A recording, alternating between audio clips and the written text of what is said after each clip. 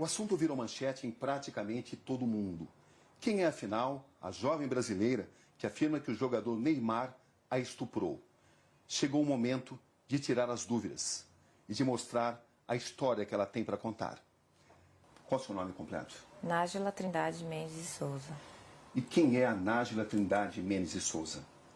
Uma pessoa comum, que trabalha, estuda, sou modelo, estudante de design de interiores, que gosta de esporte, que treina, dança, sou filha, mãe, pessoa comum.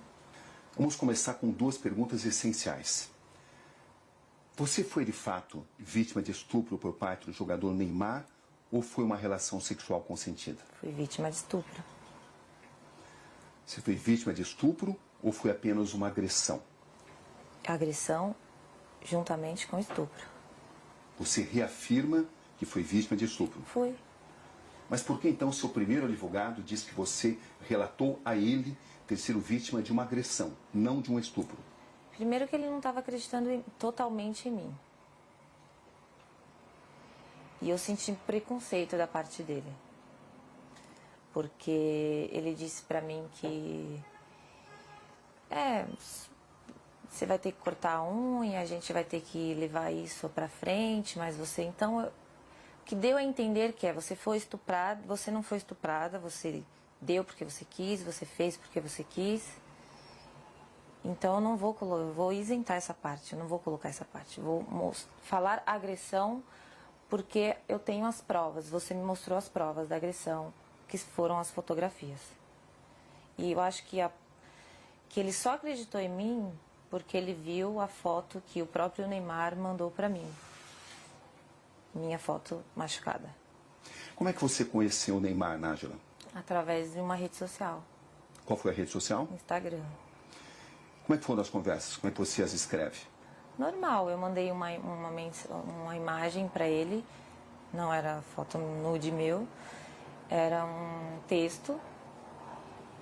E ele respondeu e a gente começou a trocar mensagens. E depois de um tempo ele pediu o meu WhatsApp e eu passei. O próprio Neymar divulgou alguns trechos onde aparecem conversas de cunho sexual. Uhum. Quando é que essas conversas começaram? Naquele momento. Do WhatsApp. E você tinha ciência de que uma relação sexual poderia acontecer? Sim, o meu intuito era esse. Era o seu intuito? O meu intuito era ter uma relação sexual com ele. Desde quando você passou a pensar dessa forma? Quando eu comecei a falar com ele. Em que situação você viajou para Paris para encontrar o Neymar? Não, Quem é que pagou a passagem? Ele. Ele pagou. E as suas despesas, quem pagou? Ele, do hotel. Isso ficou claro desde o início? Não, a gente conversou, eu conversei com ele como uma pessoa comum. Eu queria, era um intuito sexual, era um desejo meu. Acho que ficou até claro para ele isso. E ele perguntou quando eu poderia ir e eu disse, no momento eu não posso, questões financeiras, eu não podia ir. E também questão da minha agenda, do meu trabalho, enfim. E daí ele me sugeriu, tá, mas eu posso resolver isso. E aí eu fui com a passagem. Você levou dinheiro seu também? Levei. Ou seja, você viajou para Paris com que expectativa, Nájila? De ficar com ele, de encontrar com ele. Isso de incluía realizar uma possível... desejo meu. Isso incluía uma possível relação sexual? Obviamente. Você pensava nisso? Sim. Estava preparada para isso? Estava. Era algo já consentido, consensual entre vocês? Era. Quando você chega a Paris, o que acontece? Eu vou pro hotel, ele me manda mensagem falando que ia para uma festa e que ia passar lá antes para me dar um beijo, para me cumprimentar antes de ir nessa festa. E a partir disso, o que acontece? Eu tinha um desejo de ficar com o Neymar. E quando eu chego lá, tava tudo bem, tava tudo legal as mensagens, uhul, eu ia conseguir, entendeu? Só que quando eu cheguei lá, ele estava agressivo, totalmente diferente daquele cara que eu conheci nas mensagens. Até aí, tudo bem. Como eu tinha muita vontade de ficar com ele, falei, ok, vou tentar manejar aqui. E a gente começou a trocar carícias, começou a ficar, a se beijar. E daí ele me despiu. Eu não Até achei... então foi tudo consensual? Foi. Até aí tudo bem. Sim. Só que depois ele começou a me bater. E eu falei assim, nos primeiros, ok, tava tudo certo. Só que depois começou a me machucar muito. E eu falei, para. Você falou isso de forma clara? Falei, para, está doendo. E ele falou, desculpa, linda. Ok, continuamos. Deitados na cama, rolando e tal. Eu falei, você trouxe preservativo? Porque eu não tenho. E ele disse, não. Eu falei, então não vai acontecer nada além disso. Porque não podemos. Qual foi a resposta dele? Ele não respondeu nada. E a gente continuou. E ele me virou, cometeu o ato, e eu pedi para ele parar. Enquanto ele cometia o ato, ele continuava batendo na minha bunda violentamente. E depois eu girei. Foi tudo muito rápido, questão de segundos, e me retirei. Foi isso que aconteceu. Você está totalmente convencida que conseguiu mostrar a ele que você não queria, não desejava mais a relação sexual? Eu falei, para. Não, para. Eu falei. E ele nunca disse nada a você? Ele não se comunicava muito. Ele só agia. Ou seja, você estava preparada para uma relação sexual consensual? Estava.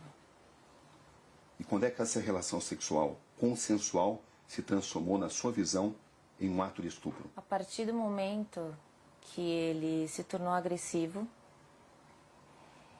a partir do momento que eu perguntei para ele se ele tinha levado o preservativo, que eu não tinha, e ele falou que não, e eu falei para ele, então não podemos. Então só vamos trocar carícia, vamos continuar aqui. E ele concordou, com o silêncio eu entendi como concordância. E quando ele me virou, ele já foi cometendo o ato. Então assim, ele não entrou em um acordo comigo, não, eu não trouxe, mas eu tô afim, eu quero. Não, ele ficou calado. Então para mim, ele tinha entendido que não poderíamos ir além daquilo do que já estávamos fazendo. Ele te obrigou a manter relação sexual? A partir do momento que ele me segurou violentamente me batendo, ele estava me obrigando a ficar ali naquele lugar. Sem uso de preservativo? Sem uso de preservativo. Foi assim que aconteceu a relação sexual? Foi assim que aconteceu. Depois, quando eu saí da cama, quando eu me levantei e fui pro banheiro, eu fiquei, não acreditei, foi tipo uma decepção. E eu fiquei estarrecida, então assim, eu não consegui falar nada pra ele. Não consegui xingar, não consegui chorar, não consegui falar nada. Eu só fiquei em estado de choque, assim. E depois ele levantou, foi pro banheiro, e quando ele entrou por uma porta, eu saí por outra. Você manteve várias mensagens com o Neymar, mesmo depois desse acontecimento, dia 15? Mantive. Por que você continuou conversando com alguém que a estuprou? Porque primeiro que eu tive que assimilar tudo. Todo o acontecimento. E quando ele saiu do quarto, e eu comecei a entender tudo o que tinha acontecido comigo, e como ele foi estúpido, como ele foi ruim, como ele me violou e me violentou, eu quis fazer justiça. Porque eu não acho que só porque eu estava afim de ficar com ele, ele tinha o direito de fazer aquilo comigo. Então, no primeiro momento, eu não consegui reagir devido aos traumas. E depois eu sabia que se eu não falasse com ele normalmente, fingindo que eu não tinha entendido o que aconteceu, ele não iria mais falar comigo. Eu não teria como provar o que ele fez comigo. O pai do Neymar relata que sofreu uma tentativa de extorsão. Da minha parte, não. Você ficou sabendo disso? Fiquei. Que os seus primeiros advogados tentaram extorquí-lo. Você ficou sabendo disso? Fiquei. E eu comecei a desconfiar disso no momento que ele não deixava dar queixa. Você foi à polícia contra a vontade dos seus advogados? Foi. Inclusive, porque eu tomei essa decisão, ele decidiu abandonar o caso. Você tinha conhecimento de que tinha sido pedido uma indenização ao Neymar e ao pai dele? Não. Ele falou que ia fazer uma reunião com os advogados dele, que era para falar, levar até eles o que estava acontecendo. Entendeu? Você tinha expectativa de receber uma compensação financeira? Não. Eu quero justiça. Ele me fez muito mal. Eu estou muito traumatizada até hoje por isso. O que você espera exatamente nesse caso? Eu quero que ele pague pelo que ele fez. Você tem consciência do que isso pode representar para o Neymar, Nájila? Eu tenho consciência do que o que aconteceu representa para mim. Uma questão de honra, entendeu? Ele não precisava ter feito aquilo comigo. Não precisava, eu já estava ali para isso, para aquilo. Era um desejo meu, eu sou livre, desimpedida, nós iríamos ficar, eu ia voltar para casa e está tudo certo. Qual é exatamente a sua situação financeira, Nájila, para esclarecer?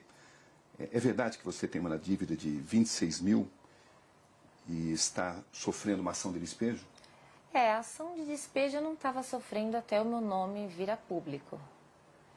Né? Então, mas eu tinha um acordo sim para fazer, eu deixei acumular, é minha única dívida, e do colégio que eu estava estudando, que por motivos pessoais eu tranquei. É verdade que você deve 4 mil reais ao colégio onde você estudava, à faculdade? É verdade. As pessoas têm usado essas informações para alegar que você queria resolver a sua situação financeira. Você tem consciência disso, né? Tem. Eu fiquei sabendo, mas Como é olha... que você reage a isso? Eu acho que teria uma forma mais fácil e mais rápida do que todo esse auê, todo esse escândalo. Eu acho que eu não preciso disso. E até o Neymar para poder conseguir dinheiro. Tem muitos trabalhos, muitas coisas para fazer. Eu não ia me expor dessa forma. Não tem lógica, não tem sentido. Para arrancar dinheiro do Neymar. Desculpa, eu não preciso disso.